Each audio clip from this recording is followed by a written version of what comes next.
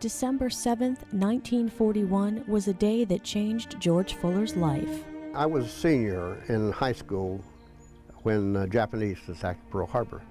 And of course, I wanted to enlist the next day, and my father said, "No, you've saved money to go to college.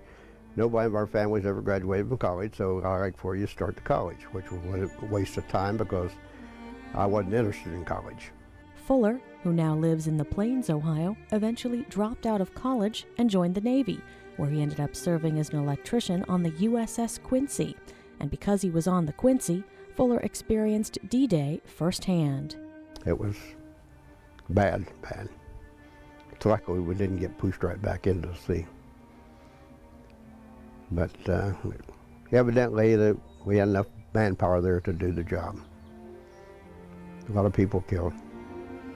However, being on the Quincy also put Fuller in the presence of greatness.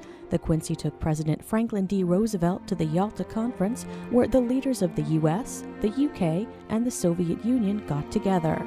I showed him movies, and they turned the main deck of the captain's cabin into a cabin for him, and sat right behind him in church.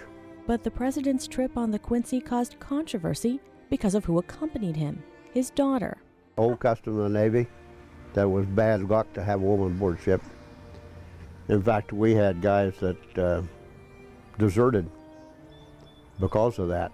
But there wasn't any bad luck associated with the woman in Fuller's life. She was a bright spot during the trying war. Got a 15-day leave, and while I was home, I married my wife, Nancy. A whirlwind wedding that left Fuller's new bride with just one wish. I prayed every night that he'd get home safely. And her prayers were answered in 1945. Fuller returned home to southeastern Ohio, but not without some scars. A friend of Fuller's died at sea on the Quincy after an operation, something that still haunts him. I went to see him before I went on watch that evening, and I was only on watch for a couple hours. And came off, and they said he had died. And I was one of the pallbearers. I hear the splash pretty often.